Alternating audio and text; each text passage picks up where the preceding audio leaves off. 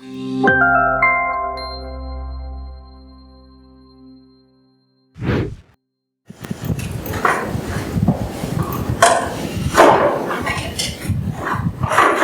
시작하도록 하겠습니다. 계시네요.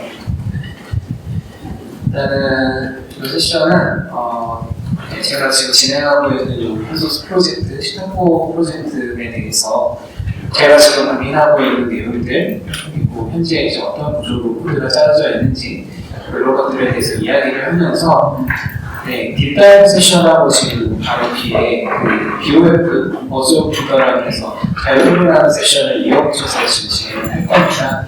대신 이제 시간은 한 번씩 끊어서 갈 거고요. 차근차근 제가 하고 싶은 이야기를 하면서 플러그들로 좀 진행을 해볼까 합니다. 오늘 괜찮아요. 오늘 이제 이야기하고자 하는 거는 그냥 5가지 목적 정도 될 것 같아요.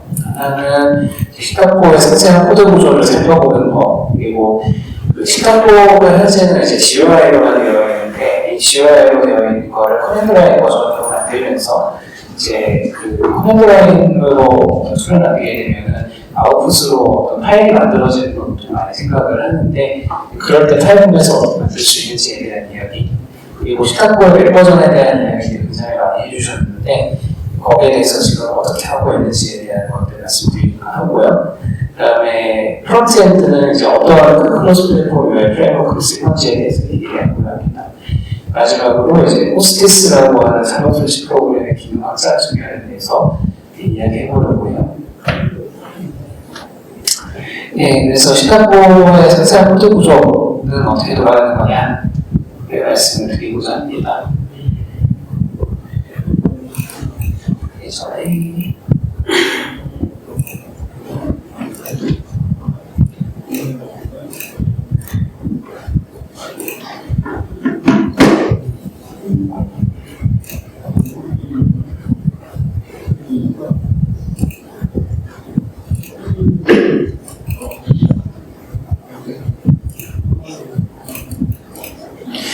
앞 세션에서 이야기했던 거랑 마찬가지로 이제 버전별로 태그 같은 것들을 이렇게 구현을 해가지고 버전 관리하고 있고 그걸 가지고 이제 더프 파일이나 이런 거 받아서 특정 태그로 넘어가가지고 제어를 해볼 수 있었다. 뭐 이런 이야기 드렸었고요. 그래서 코드 구조는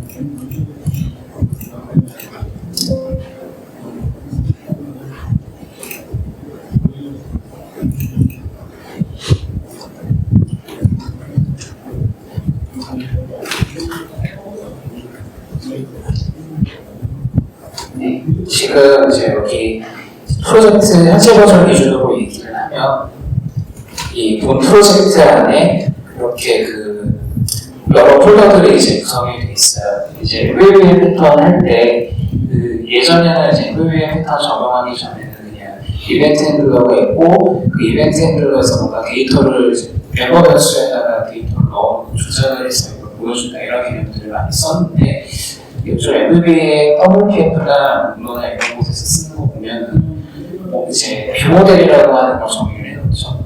그래서 이 뷰 모델에는 보통 그 연관되어 있는 컨트롤의 선택값이라던가 UI 로직의 선택값 같은 것들을 이렇게 변수들로 정의를 해놓고 요걸 바인딩을 해서 보여주도록 트레이 바인딩 것도 많이 써서 텍스트 박스 같은 데 뭔가 데이터를 입력을 하는데 변수에 들어가고 변수를 변경하고 텍스트 박스에 표시되게끔 하는 이런 것들을 많이들 구현해서 사용하고 있죠. 여기서 더 나아가서 커맨드 패턴이라는 거를 이제 이용을 해가지고 이전에 이벤트 핸들러로 활용하던 것들을 이벤트 핸들러를 이제 화면 로직에서 분리를 해서 재사용 가능한 로직으로 재구성할 수 있게끔 하기 위해서 이렇게 커맨드 객체를 만들고 이 커맨드 객체에다가 이제 그 실행하고자 하는 어떤 행위에 대한 아르마운트라던가 데이터 같은 것들을 뷰 모델을 넘겨주고 이런 패턴들을 많이들 사용을 합니다. 그래서 이 MVVM 패턴으로 이제 이용을 해서 이제 뷰에 대한 부분과 뷰와 연결된 백그라운드 로직을 서로 분리해서 개발하는 그런 사례들을 많이 볼 수가 있습니다. 그래서 뷰 모델은 일종의 그런 여러 커맨드라던가 변수들의 상태들을 담는 그릇 같은 역할을 하는 것이고, 커맨드는 이제 그러면 실제로 어떤 액션을 취하는 그런 이제 예전에 이벤트 핸들러에 해당되는 그런 이제 무직들을 여기서 갖고 있는 것이죠. 그래서 예를 들면은 네 이제 이런 그 커맨드 안에서 어떤 동작을 수행하거나 할 때 이제 그런 부분들을 execute라고 하는 함수를 써가지고 이걸 부르고 여기 이제 뷰 모델을 넘겨줘서 이 뷰 모델 안에 다른 커맨드를 부를 수 있게끔 레퍼런스를 걸어주거나 상태값을 바꾸거나 하는 동작을 이 커맨드 안에서 처리하도록 해놓았고, 이렇게 다 쪼개놓은 다음에 그러면 실제로 제말 안에서는 어떤 식으로 처리하냐면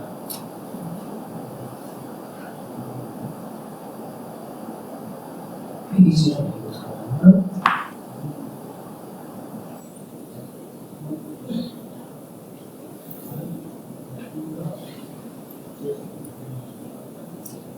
이 페이지나 윈도우나 이런 화면 한 덩어리에서 이제 어느 뷰 모델과 연결할지는 이제 이 데이터 컨텍스트라고 하는 거를 갖다가 던져줘서 하도록 되어 있는 겁니다. 여기서 보면은 이제 생성장에다가 뷰 모델 인스턴스를 이제 연결시켜서 넣어주고, 이거의 데이터 컨텍스트는 전열받은 뷰 모델을 사용을 해서 넣어달라라고 지금 연결을 하고 있습니다. 그리고 이제 한 가지 더 이야기하고 싶은 거는, 이 보통 우리가 디자이너로 작업을 선호를 하시는 분들도 또 계시거든요. 근데 이런 분들을 위해서 한 가지 해주면 좋다고 생각하는, 배려할 수 있는 부분은 그 D라고 네임스페이스가 있습니다. 여기 보면은 이제 XML/NS D라고 해서 요거는 그 블렌드의 이제 그 네임스페이스를 갖다가 쓰고 있는데, 얘는 역할이 정해져 있어요. 뭐냐면 지금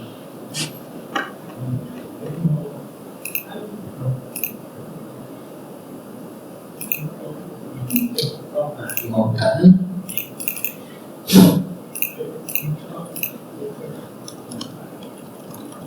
네. 지금 보시면 이제 여기 있는 이 항목들 같은 경우는 그 실제로 지금 존재하는 항목들이 아님에도 불구하고 여기에 샘플로 표시가 되고 있거든요. 그러니까 이제 이게 가는 의미가 뭐냐면, 이게 실제로 화면들이 어떻게 보여질지에 대한 것들을 시뮬레이션 해주는 효과를 갖고 있습니다. 이런 걸 디자이너들한테 미리 배려를 해주는 차원에서 이런 코드들을 넣어준다고 하면 굉장히 작업하기도 수월하고, 실제로 프로그램을 돌려보지 않는다고 하더라도 어떤 모양으로 나올지에 대해서 미리 이제 예측을 해볼 수가 있기 때문에, 이런 서비스들을 제공하고 싶으면 XML/NS D라고 하는 그 네임스페이스를 써서 얘를 접두사로 써가지고 D 디자인 하이트, 디자인 리스트, 그 다음에 D 데이터 컨텍스트 이런 속성들을 쓸 수가 있습니다. 이런 속성들을 써서 여기다가 이제 디자인과 전용 뷰 모델을 넣는 거죠.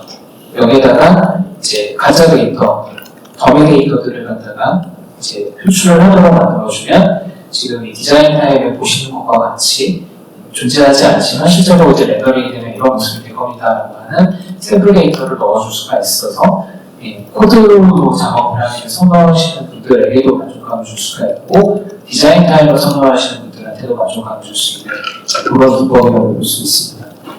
그래서 이제 제너럴이나 아니면 이런 곳에서는 이제 그런 식으로 응용할 수 있는 것이고요.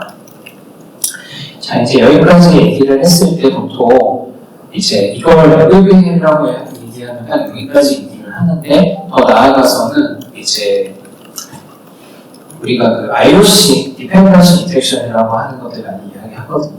얘는 뭐냐면 이제 그 비즈니스 로직 안에 들어있는 어떤 그 기능 분위라던가 아니면 그 반복되는 동작 같은 것들을 보통 우리가 스태틱 메서드로 많이들 빼는 편인데, 스태틱 메서드는 문제가 그 안에 상태를 보관할 수가 없다라는 문제가 있습니다. 그래서 이 부분을 이제 해소를 하고 하나의 단위 기능체로서 정적 흡수보다는 좀 더 하는 일이 많고 상태를 자체적으로 관리할 수 있는 이런 것들까지 이제 구현하기 위해서 이제 뭔가 스태틱 메서드를 해보면 그 자체로 뺄 수도 있겠죠. 뭐가 됐든 기능을 이제 그 구성 요소로서 정의를 하기 위해서 이런 그 인터페이스를 만들고 그 인터페이스에 대한 부연체를 정의를 해두는 이런 기법들을 많이 사용을 하고, 반면에 이제 그 코어 와가지고는 거의 뷰티그로 들어가 있는 게 이제 그 디펜던스 인젝션이 항상 기본 내장이 되어 있죠. 그래서 여기 보시면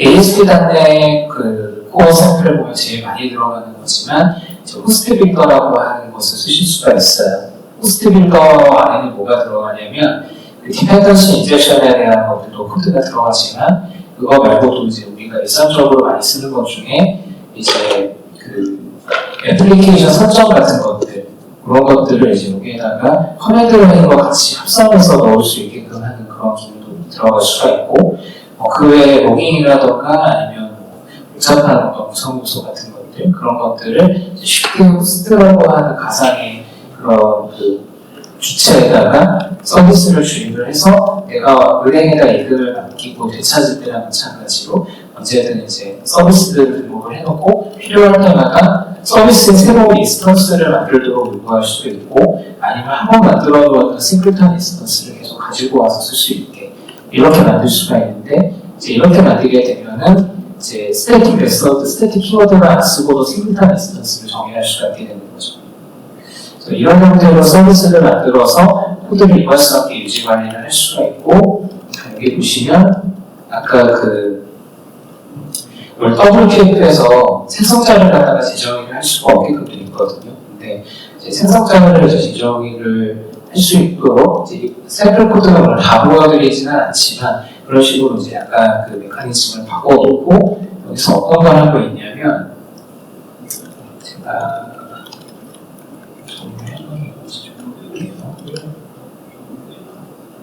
그렇지.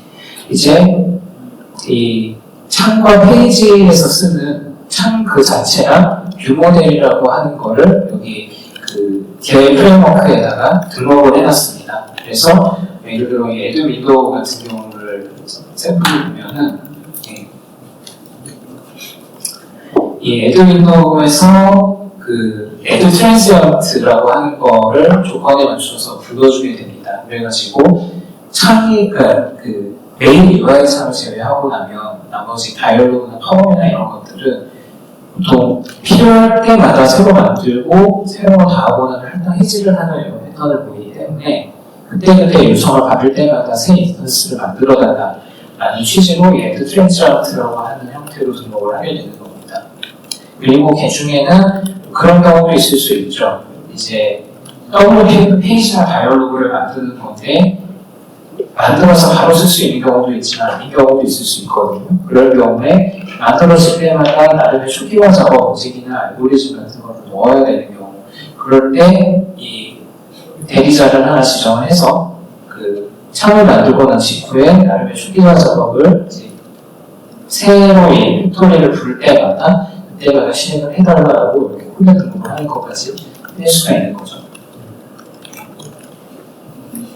이런 형태로 코드가 그냥 돌아가게 되고요.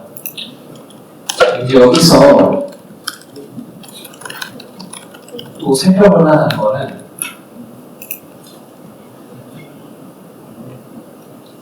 카탈로그에 대한 이야기입니다. 사실 이게 시다고에서 핵심적인 역할을 담당을 하는 부분인데 카탈로그 같은 경우는 현재는 그 XML 시리얼라이저를 사용을 하고 있어요. 그래서 이렇게 그 전부 카탈로그의 그 XML 요소마다 대응이 되는 거를 이제 클래스 요소로 정의를 해놓고 그걸 가져다가 쓰는 형태로 그러니까 얘를 이제 그대로 디시리얼라이징을 하면은 그러면 객체로 환원이 되고 반대로 객체로 되어 있는 걸 XML로 시리얼라이징을 하는 이런 거를 전부 이렇게 그 선언적인 방식으로 관리할 수 있게 이렇게 클래스로 정의를 해놓았다고 보시면 될 것 같아요. 그래서 다른 관점인데요. 이제 루트 엘리먼트로는 이 테이블 플러스 카탈로그라고 하는 거를 이거는 이제 붙여서 바인딩을 하고 있다.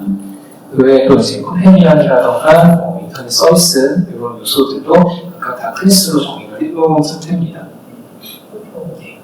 그래서 이제 여기 있는 걸 그대로 디시리얼라이징을 해서 우리가 아는 그 이거의 화면에 여러 은행 사이트들이 한꺼번에 카탈로그로 뜨면서 이제 사용할 수 있는 형태로 바뀌게 되는 거죠.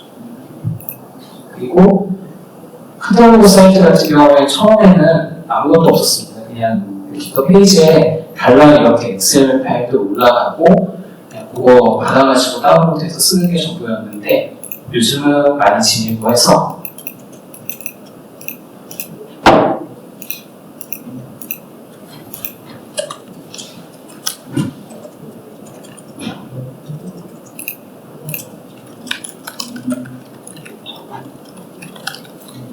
예, 여기도 GitHub CI/CD를 해봤습니다. 그래가지고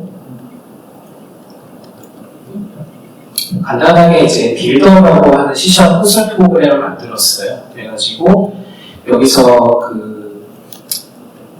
그렇죠. XML 파일을 원본을 이제 던져주면 그 XML 파일을 읽어가지고 나름의 이제 밸리데이션 작업, 그러니까 카탈로그에 등록되어 있는 사이트들의 XML 백업상의 오류는 없는지 체크를 한다던가, 아니면 이제 각각의 그 다운로드한 항목들의 URL에 유효한 지점들을 빌드를 할 때마다 검사를 하고 그 여하에 따라서 이제 그 컨트리뷰터들한테 통지를 해주는 이런 메커니즘을 가질 수 있도록 이런 밸리데이터를 넣어서 GitHub 에서는 어떻게 이걸 구현을 하고 있냐면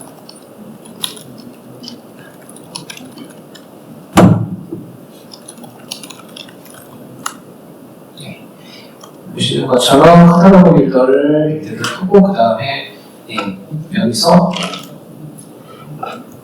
그 프로젝트를 목표로 이제 단계를 런하면은 프로그램을 퍼블리싱을 안 해도 바로 이렇게 실행할 수 있는 거 아시죠? 그래서 프로젝트를 이제 실행해서 그 결과값을 레포트로 출력을 하고 그 다음에 이제 그 GitHub 페이지에다가 이제 통지를 하고 난 다음에 이제 업데이트된 XML 파일만 제출을 해서 이 파일 그대로를 사용해서 다운로드 받을 수 있게끔 하는 이런 작업들을 갖고 있습니다. 제가 한 가지 중요한 걸 빼먹었는데 최근에 이제 이 부분을 업데이트를 하면서 원래 시각고가 맨 처음에 구현할 때에는 카탈로그에 연결되어 있는 각각의 그 사이트 로고 이미지들을 다 프로그램 단에서 클라이언트 프로그램 단에서 아이콘 파일을 바꾸는 이런 작업들을 했던 적이 있어요. 근데 이게 사이트가 점점 늘어날수록 속도가 느려지고 굉장히 불편해지는 그런 하다 보니까 아예 이거를 이제 GitHub 그 파이프라인을 통해서 위도우즈용 아이콘 파일을 바로 빌드를 해내고 그리고 이제 각종 이제 필요한 작가들이나 리소스들을 이제 GitHub CI/CD를 태우면서 빌드를 하도록 유효성 검사를 이제 같이 진행하도록 그렇게 디자인을 바꾸게 됐습니다. 이게 대략적인 코드 구조고요. 이어서 클로스 커맨드 라인 인터페이스랑 집 컨테이너에 대한 얘기를 좀 해볼까 합니다.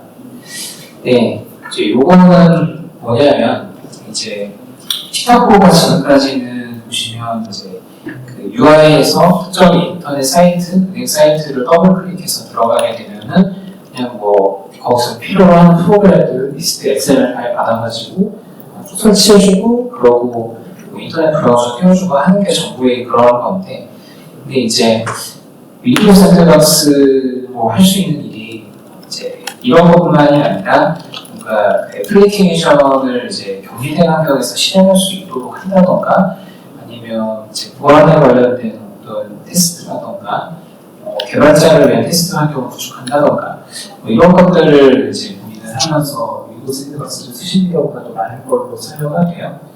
그래서 이제 이런 경우에도 범용적으로 쓸 수 있게끔 아예 시타코가 인터넷 뱅킹이나 공공 서비스에 포커스가 맞추어져 있는 툴이라 그러면 윈도우 샌드박스 자체를 이제 쉽게 쓸 수 있도록 만드는 걸 소로하고 만들어보자라는 취지에서 그거를 그 일반화하는 스핀오프 프로젝트를 지난 여름에 이제 처음 생각을 해보게 됐고 점점 현재 구체화를 해나가고 있는 중입니다. 참고로 현재 프로토타이핑 되어 있는 버전은 코드가 올라와 있고요.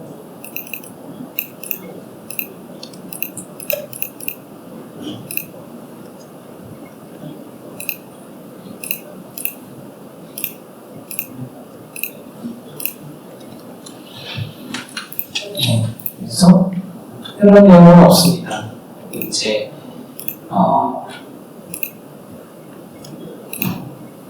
WSBX라고 하는 그 정식 파일 확장명은 아니고 지금 그냥 임의로 붙여본 겁니다. 보통 그 MS에서 컨테이너 같은 거 담긴 파일 만들 때 예전에 DOC는 그 OLE 파일로 되어 있었던 건데 건데 그걸 집 형태로 바꾸면서 docx라고 x를 붙이는 그런 반응이 생겼거든요.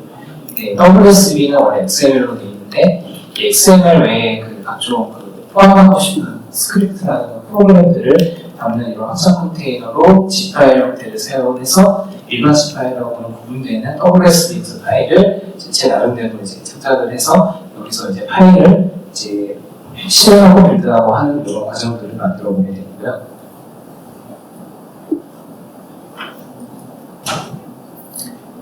네, 그래서 이제 이 WSB 파일만 할 수 있는 일은 사실 한정되어 있어요. 이 안에 뭔가 그 데이터 파일을 넣는다던가 이런 것들은 제한이 되어 있기 때문에 그래서 이제 WSB 파일은 이제 메타데이터 정도의 의미로 사용을 할 수 있도록 하고 WSBX 파일과 함께 데이터들을 넣었을 때 이거 샌드박스 안에서 어떤 식으로 실행할 건지 스크립트를 조립을 해주거나 이런 것들을 이 클래스 CLI에서 이제 그 메타데이터 파일들 안에 치환자라던가 이런 것들을 적당하게 대치해서 넣고 이런 작업들을 거친 후에 이제 샌드박스를 대리 실행해 주는 것까지를 이제 이 툴에서 담당을 해주게 되는 겁니다. 지금 제가 샘플을 들어볼 수 있는지 좀 잠깐 살펴보고 해보겠습니다.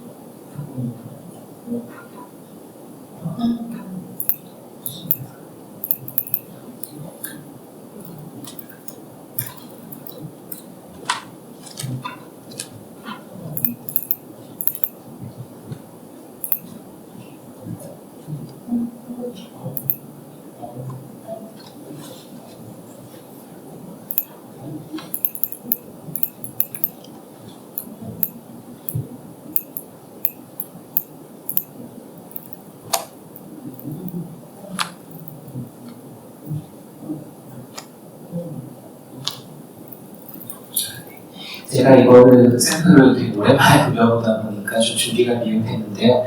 이제 요즘은 그렇습니다. 이제 지금 샘플을 좀 열어보면서 말씀을 드릴게요. 이 크로스라고 하는 그 커맨드 라인 툴을 이용을 해서 이제 만들고자 했던 것은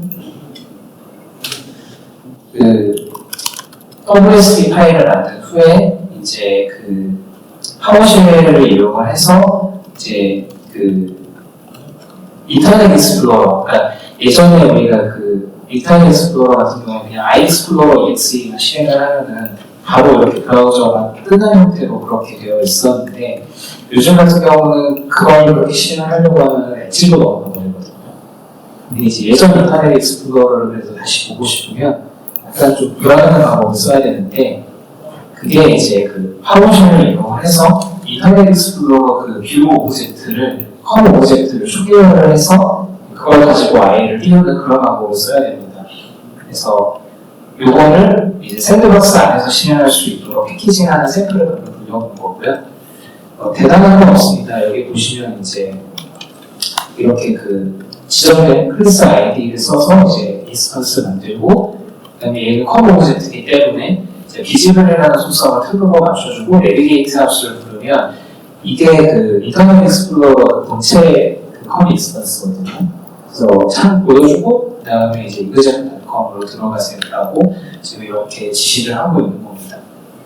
네, 이것처럼 이제 그 코드를 테스트하기 이제 좀 모호하거나 까다롭거나 불안정한 코드들이 예를 들어 있다고 가정을 하면은 이런 크로스 CLI를 통해서 패키지제로 랩핑을 해가지고 이제 재사용 가능한 그런 애플리케이션 패키지를 샌드박스용으로 이제 만들 수 있겠다 이런 걸 생각을 해보면서 리서치를 하고 있고 그리고 이게 끝나고 나면은 현재는 시카고가 그냥 곧바로 윈도우 샌드박스 파일을 만들어내는 구조인데 그렇게 하지 않고 이제 이것을 그 WSBX 혹은 제3의 파일 타입으로 만들어가지고 지금은 이게 그 카탈로그에 지정이 되어 있는 사이트들만 표시를 할 수가 있는 그런 한계가 있거든요.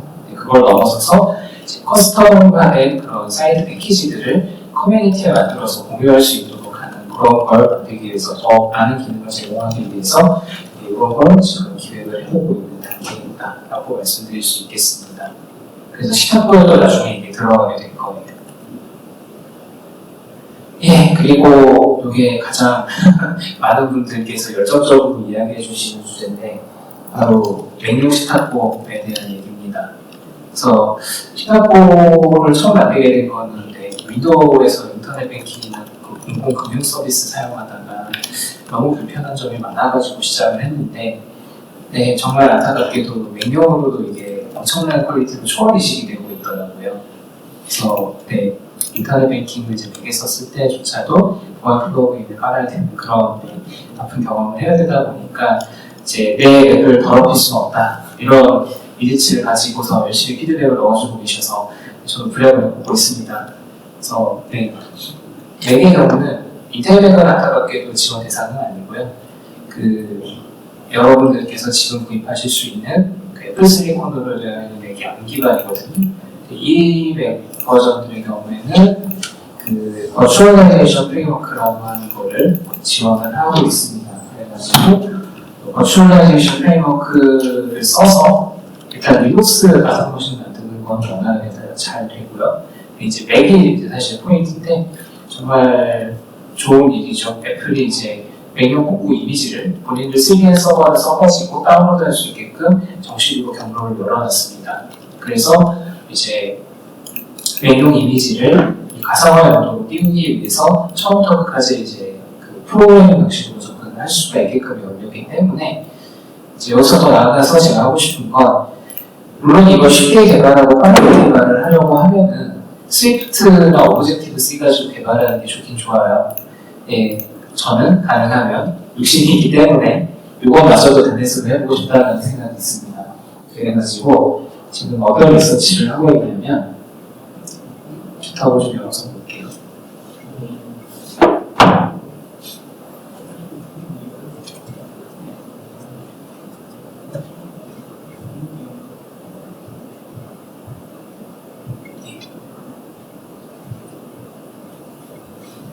이 버추얼라이제이션 아이디라고 하는 거를 얼마 전에 만들었습니다. 그래가지고 여기 보면은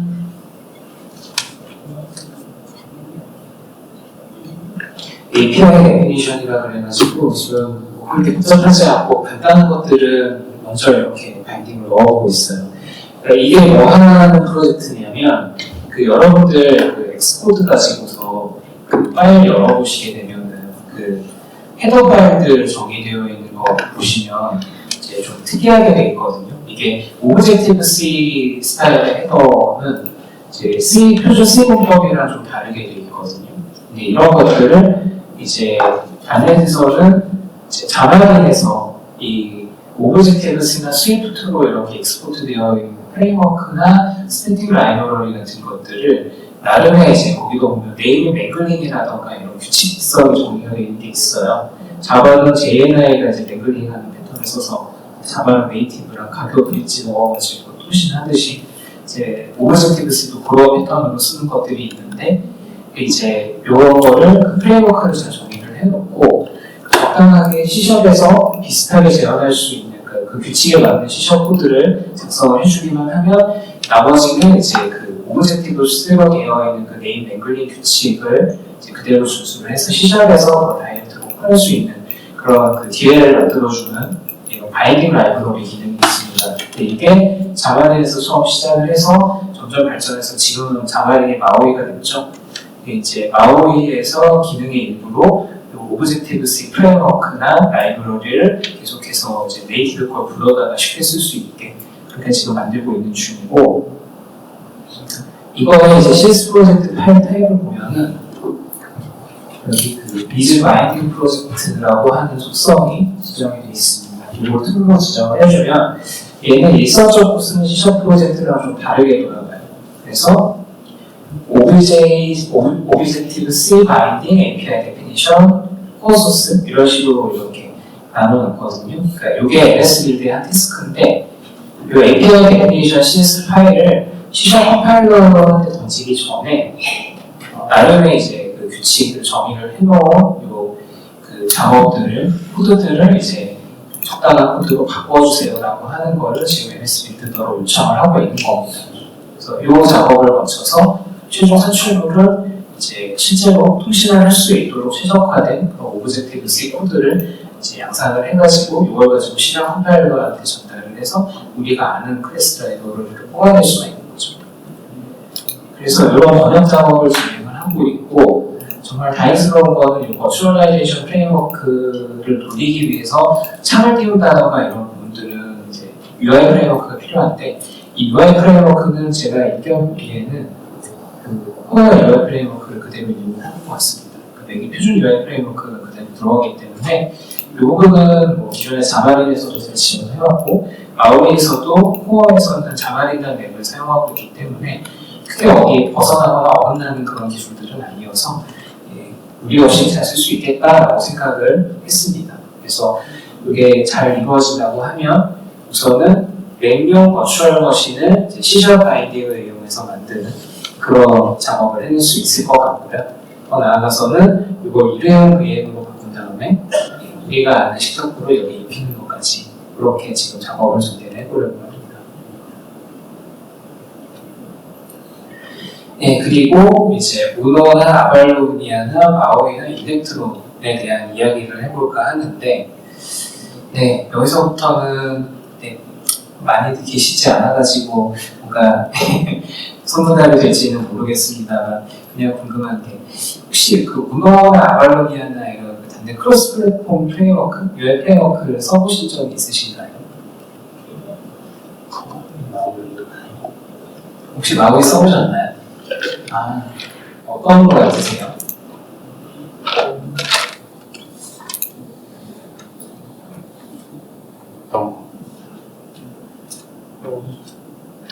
앱 만들 때 좀 써봤는데, 네. WPF보다는 다른 웹 쪽 그쪽 브레이저 같은 기능 그런 거 얻으려는 요구사항이 많아가지고 네. 또 XML 자물 쪽 이야기가 나올지 잘 모르겠네요. 아, 그러면은 그 껍데기는 마오이를 썼는데 마오이 고유의 기능을 썼다기보다는 거의 웹뷰에 의존해서 많은 개발을 하셨다, 이렇게 볼 수 있을까요? 그렇군요. 사실 저도 이제 아직 스터디하고 있는 중이고, 저희 단대부의 다른 운영진분들 같은 경우는 요 주제에 되게 깊이 있게 그 스터디를 많이들 하고 계시더라고요. 특히 우노나 아발로니아나 마오이 중에 이제 저희 운영진들의 생각은 우노를 쓰는 게 가장 완성도가 높은 것 같다, 이런 평을 많이 해주셨는데 실제로도 그래 보여요.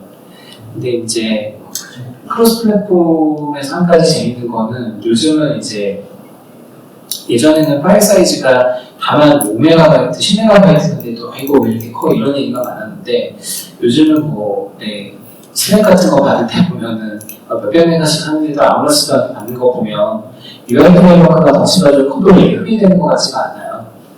그러다 보니까 그래서 이런 그 우노나 아발로니아나 마오이 같은 것들도 그렇지만 아예 대놓고, 사실 이 중에서 제일 편하게 프로그래밍 할 수 있는 건 어쩌면 웹 기반으로 되어 있는 게 제일 나은 걸 수도 있겠다는 생각이 들거든요. 일렉트론을 그냥 쓰는 거. 그래서 이러한 프레임워크들 가운데 만약에 여러분들이 저라면 어떤 프레임워크를 써서 개발을 하고자 하실까, 그거를 의견을 좀 여쭤보고 싶어서 뜬금없는 질문을 던져봤습니다. 어떨 것 같으세요? 제가 생각한 건, 왜냐하면 일반적인 사람들한테 이제는 크게 문제가 전혀 안 된다고 생각하고, 워낙 저장 매체도 싸지고 있고, 그런가요? 시장 상황이 반도체가 너무 좋아서 계속 가격이 오르면 모르겠는데 많이 떨어지고 있고, 사실 여기서 더 올리기도 쉽지 않을 것 같고, 일반인분들도 500기가 1테라 이 정도는 기본으로 달고 하시니까 진짜 적어야 256기가. 그렇네요. 네, 뭔가 저는 궁금했던 게, 스낵이나 뭐 디스코드 같은 이런 일렉트론으로 있는 거 VS 코드도 마찬가지지만 이런 거 다운로드 받아서 설치하고 할 적에 그 플레이어 컴퓨터 불평불만을 하시는 분들이 그래도 계시지 않을까라는 생각을 했는데 확실히 그런 느낌은 없는 게 맞는 것 같아요. 개발자들만 하는 생각일 것 같습니다. 그러게요. 네. 알겠습니다. 사실 이러다 보니 UI 프레임워크가 빨리 만드는 건 확실히 일렉트론이 좋은 것 같긴 한데 이 중에 어떤 걸 골라야 잘 골랐다고 할 수 있을까라는 게 저로서는 굉장한 선택장애로 임하는 것 같습니다. 네, 이런 고민을 하고 있고요. 마지막으로 호스티스, 이거 자동 설치 프로그램인데 이 자동 설치 프로그램은 시카고 돌려보시거나 영상 보셨던 분들은 아시겠지만 시카고 프로젝트의 거의 꽃이라고 할 수 있는 부분이거든요. 왜냐면 이제 원래 우리가 그 인터넷 뱅킹 들어가는 루틴이 어떻게 되는지 기억나시나요? 들어가자마자 이제 뭐 설치해야 된다는 팝업이 대번에 뜨고 그 다음 설치를 해요. 뭐 이것저것 하겠죠. 근데 더 힘든 건 그거죠. 설치하다 말고 브라우저를 껐다게 이런 거. 사실 이게 그렇게 할 것 같으면 차라리 우리가 게임 설치할 때 보면 에이전트 하죠. 그 런처 같은 거 많이 사용하잖아요. 그냥 런처를 하나 주어져 놓고 그 런처가 필요한 프로그램들을 쫙 설치하게 하고 그 다음에 게임 본체만 받아가지고 실행하게 하면 깔끔하거든요. 그래서 브라우저 컴퓨터 안 해도 되고. 근데 이제 이걸 왜 이렇게 만들어놨는가를 생각을 해보면 결국 거슬러 올라가면 그 액티브엑스 배포하던 그 관점이에요. 뭐냐면 액티브엑스를 실제로 만들어 보신 분이 계실지 모르겠는데 저는 이제 2002년 월드컵 할 때 이제 처음 프로그래밍 배우기 시작해서 저는 실무를 가지고 코딩을 했었거든요. 근데 당시에 이제 처음 진행했던 실무 프로젝트가 액티브엑스 컨트롤이었는데 그때는 어떤 식이었냐면 인터넷 익스플로러가 이제 캐비넷 파일이라는 거를 아카이브 파일을 그 당시에는 기본으로 썼어요. G파일이라고도 당시입니다. 그래서 이 캐비넷 파일 안에다가 이제 액티브엑스에 대한 메타 데이터가 담겨져 있는 INF 파일이랑 그 다음에 DLL 파일들, OCX 파일들을 갖다가 같이 패킹해서 넣어놓고 요거를 HTML 태그 지금 안 쓰는 주름 태그인데 오브젝트 태그라고 하는 걸 쓰던 시절이 있었어요. 오브젝트 태그에다가 이 캐비넷 파일을 어떤 식으로 분류하고 할지 뭐 버전 정보라던가 URL 데이터라던가 이런 것들을 넣어두면은 그걸 아이가 읽어가지고 파일 다운로드 받아가지고 이 웹페이지가 이런 컨트롤을 사용을 하는데 설치 허용하시겠습니까? 이런 식으로 이제 얘기를 하는 그런 메커니즘을 제공하는 때가 있었거든요. 근데 그때는 뭐랄까 그랬던 것 같아요. 이게 모델 기반으로 대부분 돌아가는 네트워크다 보니까 이게 굳이 다운로드를 참 열어가지고 다운로드를 받고 설치하고 이러는 과정이 굉장히 느리기도 되었고 자연스럽지 않다고 생각을 하는 시기가 있었던 것 같아요. 그러다 보니까 이제 대부분의 이제 핵심 프레임워크나 이런 것들을 당시 시뷸블로 많이 개발을 하다 보니까 이제 비주얼 시뷸블 런타임 라이브러리 같은 것들만 이제 어떻게 다른 경로도 설치를 하고 그 액티브엑스 컨트롤 같은 거는 그냥 브라우저 위에 바로 올라가는 이런 모델들을 사용을 하다 보니까 그 관성이 그대로 남아서 한동안은 이제 오브젝트 태그를 써서 액티브엑스 배포를 하는 거 사용을 하다가 거기서 사실 만들 거면 그냥 런처 기반으로 제대로 만들면 좋지 않았을까 하는 아쉬움이 있는데 그렇게 하지 않고 여전히 브라우저로 먼저 창을 열어가지고 그걸 통해서 다운로드를 받도록 하는 그런 좀 다소 아쉬움 그런 모델들을 계속 남겨놓지 않았나 싶어요. 근데 이제 이 부분을 샌드박스를 이용을 할 거면 거꾸로 뒤집어서 접근해야 되지 않겠는가라고 저는 생각을 했고 그래서 샌드박스 들어가자마자 어차피 인터넷 뱅킹 사이트들이 각각 사이트들이 무슨 프로그램 설치할 건지는 견적이 나오거든요. 대부분 정보가 돼 있고 이걸 리스트만 미리 수집을 해낼 수 있다고 하면 그냥 받아가지고 리스트업해서 쭉 설치하고 하면은 그러고 브라우저를 열면은 굳이 브라우저를 껐다 해야 되는 그런 불편한 야기할 필요가 없다고 생각을 하거든요. 그런 의미에서 이 자동 설치, 호스티스라고 하는 프로그램을 따로 만들어서 이제 넣게 되었는데 이제 아까 세션에서 말씀드린 것처럼 이 호스티스 프로그램이 이제 호스티스란다 시카고 프로그램이 공동인증서를 파일 헤드를 열어가지고 읽고 어딘가에다 복사해서 넣는 이 행위 자체가 라는 믿을 수 없다라고 이야기하시는 굉장히 시니컬한 분들의 의견을 반영하고, 그리고 이제 어쨌든 샌드박스니까 매번 있으시되니까 불편하다라고 얘기하시는 분들도 계셔서 이런 부분들을 이제 종합적으로 고려를 해가지고 VM을 본인이 만들어서 혹은 세컨 PC를 본인이 만들어서 그 안에 설치하는 것만 자동으로 대행해주는 이런 프로그램을 별도 출시를 하면 어떨까 이런 고민을 해보고 있어요. 그래서 저는 궁금한 게 만약에 아니죠. 현재 이렇게 인터넷 뱅킹용으로 별도로 VM을 만들거나 혹은 세컨 PC를 이용해서 이런 것들 구축해서 만드시거나 한 사례들을 다들 경험을 하고 계신지 그게 좀 궁금했거든요. 어떠신가요? 저는 따로 씁니다. 따로 구축해서 쓰시나요? 세컨 PC. 아, 그렇군요.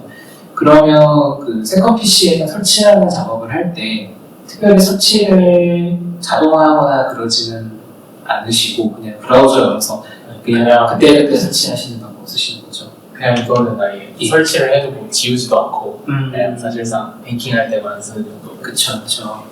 예, 만약에 그 시타코에 샌드박스를 걷어내고 설치하는 파트만 남겨놓고 특정 사이트로 들어가는 런처로서 기능을 얘를 만든다 그러면 효용성이 있다고 생각하시는지 그게 좀 궁금했습니다.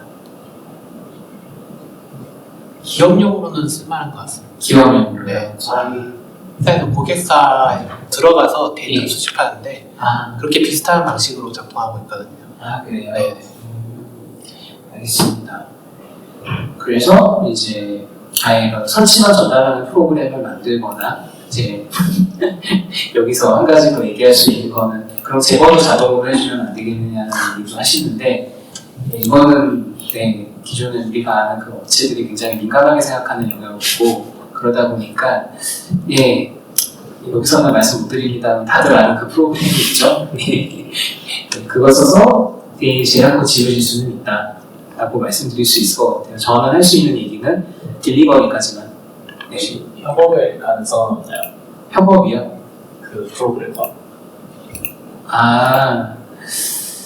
고민하고 있습니다. 진짜 좋을 것 같거든요. 그게 모두의 프린터하고는 협업이 쉬웠는데 그 프로그램 만드신 분하고는 제가 연락처를 아직 교환하지도 않았고 이게 좀 온갖 가지 태클을 걸어서 이야기를 많이 하셔가지고 좀 조심스럽긴 하네요. 관심 있는 토픽입니다. 근데 이제 그 프로그램 만드시는 분도 좀 약간 언어를 마일드하게 잡아주셨으면 좀 덜 컨트로버시하지 않았을까 싶긴 하네요. 애초에 그걸 거짓말까지는 아닌 것 같은데 그쵸? 이렇게 완화하겠습니다. 아무튼 그래가지고 이렇게 그 별도 프로그램으로 런처를 만든다고 가정을 했을 때 사실 이 보안 프로그램도 업데이트가 필요해요. 그 자체로도. 그렇기 때문에 아예 이제 설치만 런치만 대행해주는 걸 넘어서서 주기적으로 하나목으로 이걸 관리를 하고 있기 때문에 이들을 위한 전용 업데이트 엔진을 만드는 것도 방법입니다. 어차피 전용 PC를 만들 거면 그 전용 PC가 본래 목적으로 잘 수행할 수 있도록 최적의 상태를 유지해주도록 만드는 방향성을 가지는 것도 또한 괜찮지 않을까 생각을 해서 더 기능을 확장해서 아예 듣기에 따라서 좀 끔찍하실 수도 있겠지만 이런 보안 프로그램만을 전담하는 업데이트 엔진 그런 걸 만드는 것도 생각을 하고 있습니다. 그렇습니다. 그래서 제가 하고 싶은 이야기는 여기까지고요. 이처럼 저 개인의 불편함으로 시작을 했지만 이제 점점 날이 가면 갈수록 스노우볼처럼 덩치가 커지고 있어서 아주 고민이고요. 즐거운 고민을 하고 있습니다. 그래서 처음에는 개인의 불편함으로 시작을 했지만 많은 분들께서 점점 관심을 가져주시고 지속적으로 성원을 해주셔서 지금까지 할 수 있었고요. 그리고 저는 이 프로젝트가 단내 가지고 뭐 할 수 있어? 라고 하는 반문을 하시는 분들에게 정면으로 도전할 수 있는 좋은 유틸리티 프로젝트라고 생각을 해서 앞으로도 더 가고가고 싶은 그런 의지가 있습니다. 그래서 단내 개발자로서 혹은 윈도우 데스크톱 애플리케이션 개발자로서 최신 개발 트렌드에 함께하고 싶다고 하시면 저희가 일단은 매년 10월마다 열리는 헥토버 페스트에서 이렇게 코드 컨트리뷰션도 받고 있지만 그때가 아니라고 하더라도 자유롭게 코드나 이슈나 문서화라던가 이런 부분들에 대해서 의견 넣어주시거나 직접 커멘트해 주시면 굉장히 좋을 것 같습니다. 더 나아가서 그 카탈로그에 대해서도 커밋 많이 받고 있거든요. 사용하시다가 추가하고 싶은 카탈로그가 있거나 아니면 뭔가 이전이랑 다르게 동작한다, 잘 동작 안 한다 이런 부분들 있으시면 또 카탈로그 리포지토리에다가 많이 넣어주시면 열심히 프리퀘스트 검증해서 잘 반영하도록 하겠습니다. 네, 잠깐 휴식할 후에요. 네, 지금 딱 5분 전이거든요. 요즘에서 마무리하고 어서오리다 웨이트 세션에서 여기서 보도록 하겠습니다. 고맙습니다.